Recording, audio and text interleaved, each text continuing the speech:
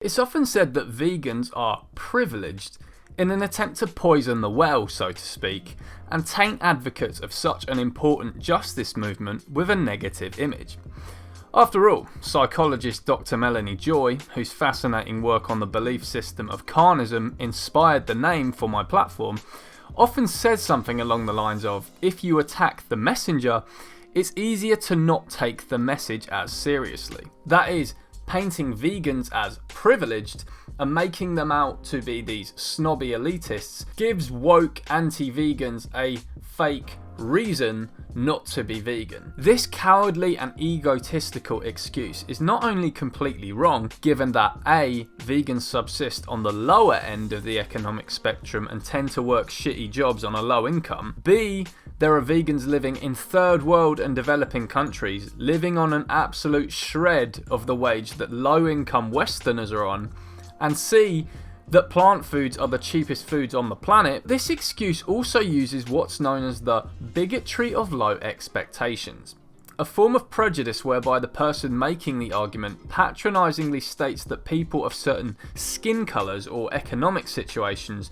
just don't have it in them to behave ethically towards animals and shouldn't be expected to, and we should just let them off as if they're little babies with no moral agency and can't be held accountable for their actions. But there is a way in which vegans are privileged that I feel we need to talk about, because acknowledging it could be a significant step towards creating a vegan world and a larger animal rights movement. I guess we could call it lack of consequences privilege. What I mean by this is, in comparison to all of the other major social justice movements throughout history, the dangers faced by vegans for speaking out and even taking direct action against the oppressive regime in which they live are very little. Think about it.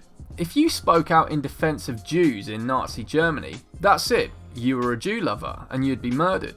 Try to stop racism in the Jim Crow era, you might just get lynched. Speak up for gay rights now in a country that persecutes gay people, and similarly your life is in imminent danger. Speak up for religious freedom or criticise Islam in a Muslim country, and once again say goodbye to your freedoms and likely your life. Yet speak up for animal rights in a world where 99.9% of people do not support them. And the most you're likely going to get is a few annoying comments on your Facebook post. Essentially, never before has there been such an urgent social justice issue with such little consequences for its activists. The animal holocaust is the largest act of systemic oppression anywhere ever in history.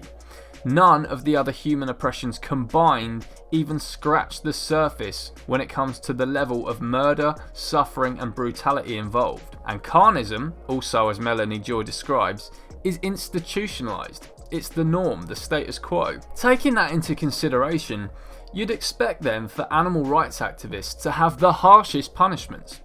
We're the ones speaking out against the most brutal regime there's ever been. Yet the punishments for us speaking out, at least in all the Western countries, are non-existent. And the consequences of even doing direct actions, like liberating animals from a concentration camp, also carry little legal repercussions.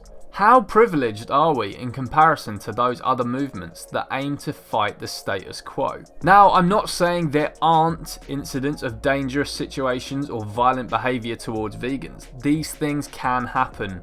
And there are certain cultures worldwide where the consequences of activism can be comparatively severe compared to that of places like the UK or Switzerland.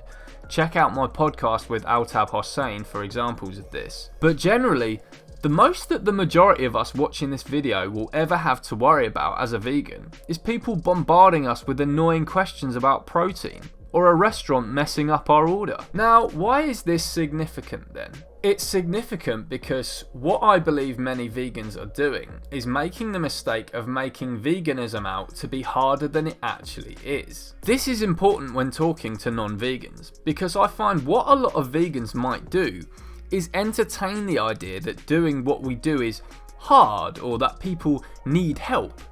Sure, programs like Challenge 22, which help people go vegan, are indeed helpful and effective, and they might provide a good way to inspire people to get started. But do the vast majority of people really need hand-holding to simply eat something else and wear something else in a society where they'll suffer no consequences for doing so? Not really. And in the Google age, why are vegans still entertaining this ridiculous idea that people won't know what to cook unless we provide them with recipes and everything they need? As if this information isn't readily available in a matter of seconds. It amazes me that the very same people who often say Google is free are the ones who also say that veganism is a stumbling block for people for this reason. Literally type whatever dish it is that you want to cook.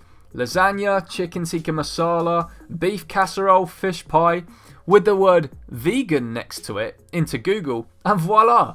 You now have yourself vegan chicken tikka masala for dinner, just like that. And this privilege we have as vegans is significant for our own movement as well. Recently, the animal rights movement has seen a drop-off in activists, with a recent survey by We the Free showing that many of us are reporting taking time out of activism or not doing activism anymore. I get it, it can be emotionally exhausting living in this carnist world, and knowing what happens to animals can be traumatic. But considering there are so few consequences for engaging in animal rights activism in comparison to, say, being a gay rights activist or a women's rights activist in Saudi Arabia, for example, what have you got to lose? It's only the animals who really have something to lose by us not being active. For those of you who say, well, I might lose my own sanity or my mental health, the truth is you know what's happening to animals now anyway. Forever. That's done.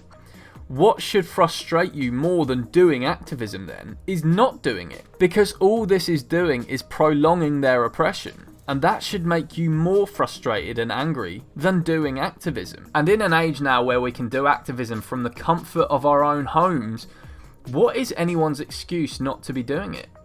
I'll leave a link to my friend Vegan Pixie Warrior's bite-sized activism ideas playlist, where she has several videos that will help inspire those of you who have hesitancy to be active. Her channel is all about inspiring vegans to be active, so you should check it out. To summarise, veganism is easy. Animal rights activism is easy. What's hard is being a member of a justice movement where you're violently persecuted for speaking out, or being a farmed animal in a world where your guaranteed fate is a brutal execution after a lifetime of abuse. Check your vegan privilege or your lack of consequences privilege, or whatever you want to call it. Let's stop making veganism out to be harder than it actually is, and let's also all be active in any ways we can. Thanks for watching. I hope that this video has provoked thought in a lot of people. Please remember to like and share this video, hit the subscribe button, and if you like my content and want to support my work, please check out my Patreon. Until next time.